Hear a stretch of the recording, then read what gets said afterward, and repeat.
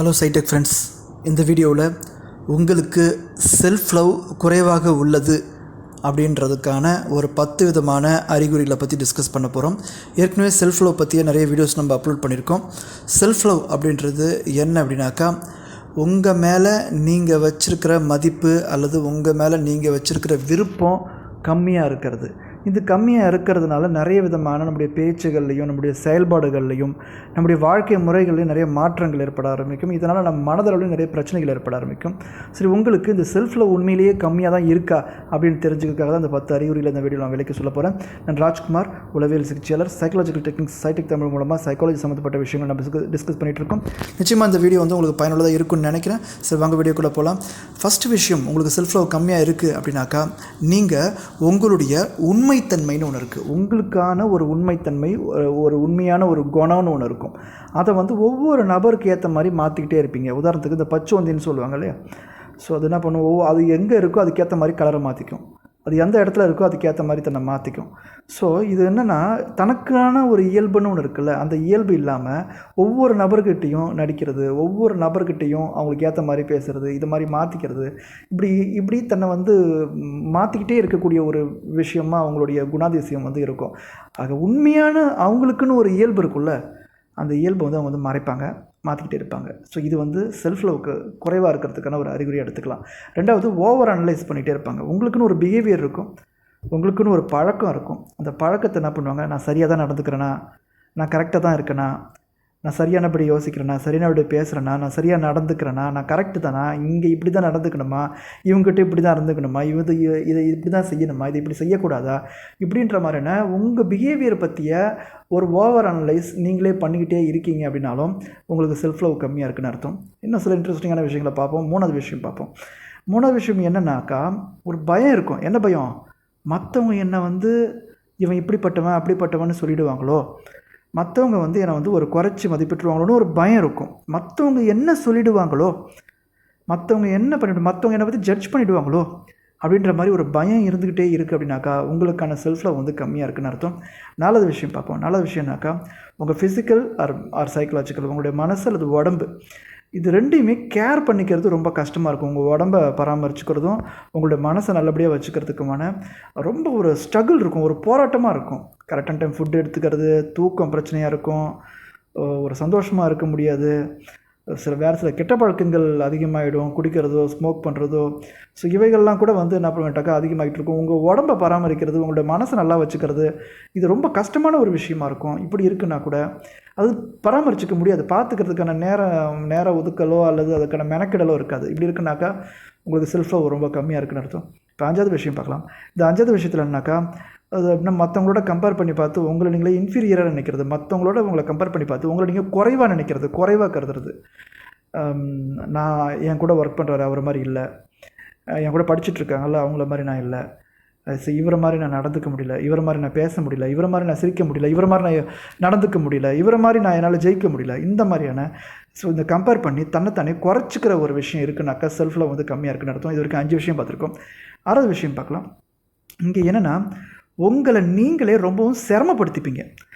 எப்படி, எனக்கு பத்தலை, நான் இருக்கிறது வந்து எனக்கு பத்த மாட்டேங்குது, அதனால் நான் இன்னும் பெஸ்ட்டாக என்னை காட்ட போகிறேன், இன்னும் நான் ஒர்த்தாக என்னை காட்ட போகிறேன்னு சொல்லிட்டு ஓவரான டைம் எடுத்து அதிகமான சிரமப்பட்டு ரொம்ப போராடி ரொம்ப தன்னை ஒரு வலுக்கட்டாயமான ஒரு கஷ்டமான ஒரு விஷயத்துக்குள்ளே தன்னை ஈடுபடுத்திக்கிறது.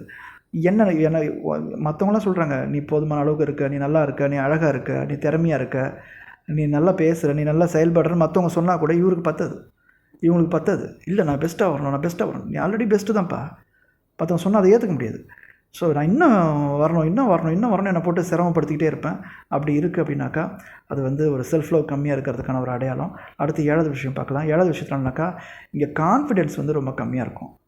ஸோ கான்ஃபிடென்ஸ் கம்மியாக இருக்குனாலே செல்ஃப் லவ் கம்மியாக இருக்குன்னு தான் அர்த்தம். கான்ஃபிடென்ஸ்னால் தன்னம்பிக்கை, தான் மீது தான் வைக்கிற நம்பிக்கை.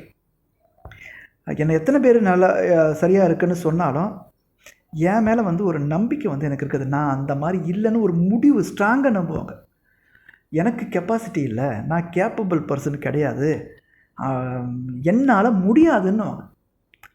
என்னால் முடியாது. இந்த பிரேஸை அடிக்கடி பயன்படுத்துவாங்க. இது என்ன அர்த்தம்? கான்ஃபிடன்ஸ் கம்மியாக இருக்குது. கான்ஃபிடன்ஸ் கம்மியாக இருக்கிறதுன்றது ஏன் நடக்குது? ஏன்னா செல்ஃப் லவ் கம்மியாக இருக்குது. 8வது விஷயம், இவங்க என்ன பண்ணுவாங்கன்னா அட்டென்ஷன், மற்றவங்ககிட்ட எப்பயுமே ஒரு கவனம், என்னை கவனிக்கணும், என்னை மட்டுமே கவனிக்கணும், என்னை மட்டுமே பார்க்கணும், என்னை மட்டுமே புகழணும், எனக்கே முக்கியத்துவம் கொடுக்கணும்.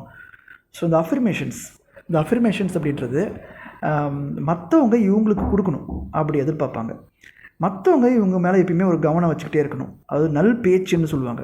மற்றவங்க இவங்களை பற்றி நல்லா பேசணும் அப்படின்னு நினைப்பாங்க. யாரும் கெட்டதாக பேசக்கூடாதுன்னு நினைக்க மாட்டாங்க. பாராட்டணும், புகழ்ந்துக்கிட்டே இருக்கணும் அப்படின்ற மற்றவங்க கவனிச்சிட்டே இருக்கணும் அப்படின்ற ஒரு எண்ணம் இருக்கும். அடுத்து 9வது விஷயத்தில் என்ன இருக்குது அப்படின்னு சொல்லி கேட்டாக்கா, உறவுகளில் சிக்கல் ஏற்பட்டுக்கிட்டே இருக்கும், அல்லது ஒரே உறவை இவங்களால் மெயின்டைன் பண்ண முடியாது. அன்ஸ்டேபிள் ரிலேஷன்ஷிப்னு சொல்லுவாங்க. ஒரு குறிப்பிட்ட காலம் வரைக்கும் ரொம்ப சந்தோஷமாக அவங்களோட இருப்பாங்க, அதுக்கப்புறம் இவங்களே சண்டை போட்டுருவாங்க. ஒரு குறிப்பிட்ட காலம் வரைக்கும் பாசமாக இருப்பாங்க, அப்புறம் திடீர்னு இவங்களே ஏன் பேச மாட்டான்னு தெரியும், இவங்களே பேசாமல் விட்டுருவாங்க. இந்த உறவுகளை மெயின்டைன் பண்ணுறது இவங்களுக்கு ரொம்ப கஷ்டமாக இருக்கும். ஒரு நபர்கிட்ட இல்லை, யார் அது ஃப்ரெண்ட்ஷிப்போ லவ்வோ ரிலேஷன்ஷிப்போ அது எப்படியோ நிலையாக இருக்காது, உறுதியாக இருக்காது. எப்போ பாரு தொந்தரவு, சண்டை, பிரச்சனை, குழப்பம் இப்படி இருந்துகிட்ருக்கோம். ஒரு நபர்கிட்ட இல்லை, எல்லா நபர்கிட்டையுமே அன்ஸ்டேபிளாக இருக்கும். யாரோடையும் இவங்களால் நிரந்தரமான ஒரு ஃப்ரெண்ட்ஷிப்பை, நிரந்தரமான ஒரு ரிலேஷன்ஷிப்பை மெயின்டைன் பண்ண முடியாது. கூடுவாங்க, சண்டை போட்டுப்பாங்க, இப்படி நடந்துகிட்டே இருக்கும். ஸோ அடுத்ததாக 10வது விஷயம் பற்றி பார்ப்போம். இந்த 10வது விஷயத்தில் என்ன அப்படின்னாக்கா, இவங்களே குறப்பட்டுக்கிறது. எப்படி குறப்பட்டுக்கிறது? அதாவது என்னென்னா, நான் இன்னும் சக்ஸஸ் ஆகலை. ஆல்ரெடி ஒரு சக்ஸஸ் ஆகிருப்பார், ஜெயிச்சிருப்பார், அச்சீவ்மெண்ட் பண்ணியிருப்பார், முன்னேறிப்பார், முந்தி இருந்ததை விட நல்ல நிலைமையில் தான் இருப்பார். ஆனால் கூட இன்னும் நான் குறப்பட்டுக்கிட்டே இருப்பாங்க. நான் இன்னும் பெரிய சக்ஸஸ் அடையணும்னு நினச்சேன், இன்னும் பெரிய ஒரு அச்சீவ்மெண்ட் அடையணும்னு நினச்சேன், இன்னும் அதிகமான ஒரு பெரிய ப்ரமோஷன் அடையணும்னு நினச்சேன் அப்படின்னு சொல்லி மற்றவங்களை காட்டிலே ஒரு அதிகமான சக்ஸஸ் கிடைச்சாலும், அச்சீவ்மெண்ட் கிடைச்சாலும், சேலரி கிடைச்சாலும், இம்ப்ரூவ்மெண்ட் கிடைச்சாலும், அப்ரிஷியேஷன் கிடைச்சாலும், அந்த ஒரு ஆள் மனசில் எல்லாரும் நீ ஜெயிச்சிட்டேன்னு சொல்லி கங்க்ராச்சுலேட் பண்ணிட்டு போவாங்க. ஆனால் இவருக்குள்ளே ஒரு சந்தோஷமே இருக்காது, ஒரு குறை இருந்துகிட்டே இருக்கும். இல்லை நான் சரியாக பண்ணல அப்படின்ற மாதிரி ஒரு குறை இருந்துகிட்டே இருக்கும். ஸோ இது வரைக்கும் நான் மொத்தம் 10 விதமான விஷயங்கள் சொல்லியிருக்கேன். இந்த 10 விஷயத்தில் உங்களுக்கு எத்தனை விஷயங்கள் பொருந்தது அப்படின்றத பாருங்கள். ஸோ இதில் எங்கே கம்மியாக இருக்கோ அதை நீங்களே நிறைவேற்றலாம், அதை நீங்களே நிறைவு பண்ணலாம். அந்த செல்ஃப் லவ்வை நீங்களே டெவலப் பண்ணலாம். அந்த செல்ஃப் லவ் எப்படி டெவலப் பண்ணலாம் அப்படின்றதுக்கு சில வீடியோஸ் நான் முன்னாடியே நம்மளுடைய சைடெக்கில் அப்லோட் பண்ணியிருக்கேன். அவைகளை பார்த்தீங்கன்னா நீங்கள் செல்ஃப் லவ் எப்படி பண்ணுறதுன்றதை பற்றி நான் சொல்லியிருக்கேன். லவ் சைக்காலஜிக்குள்ளே போனீங்க, லவ் சைக்காலஜி அப்படின்ற லிஸ்ட்டுக்குள்ளே போனீங்கன்னாக்கா அது செல்ஃப் லவ் பற்றி நான் எக்ஸ்பிளைன் பண்ணியிருக்கேன். ஸோ அது மூலமாக உங்களை நீங்களே இம்ப்ரூவ் பண்ணிக்கிறதுக்கும், உங்களை யாருமே விரும்பாத போது கூட உங்களை நீங்களே விரும்புறதுக்கும், உங்களை யாருமே மதிக்காத போது உங்களை நீங்களே மதிக்கிறதுக்கும், உங்களுக்கு யாருமே இம்பார்ட்டன்ட் கொடுக்காத போது நீங்களே உங்களுக்கு இம்பார்ட்டன்ட் கொடுத்துக்கிறதுக்கும், உங்களை யாருமே சந்தோஷப்படுத்தாத போது உங்களை நீங்களே சந்தோஷப்படுத்துறதும், உங்களுக்கு ஒரு நல்ல ஃப்ரெண்டு இல்லைனாக்கா நீங்களே உங்களுக்கு ஒரு நல்ல ஃப்ரெண்டாகவும், ஒரு நல்ல ரிலேட்டிவாகவும், நல்ல ஒரு லவராகவும் அப்படின்னு நீங்களே இருக்கிறது தான் செல்ஃப் லவ்வாக இருக்கும்.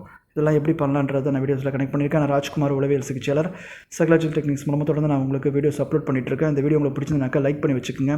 இதே மாதிரி செல்ஃப் லவ் கம்மியாக இருக்கிற நபருக்கு நீங்கள் இந்த வீடியோவை ஷேர் பண்ணுங்கள். இந்த வீடியோ சேனலுக்கு புதிய இருந்தாக்கா நீங்கள் சப்ஸ்கிரைப் பண்ணி வச்சுக்கோங்க. தேங்க்யூ ஃபார் வாட்சிங். தொடர்ந்து உங்கள் வீடியோ அடையும். நன்றி.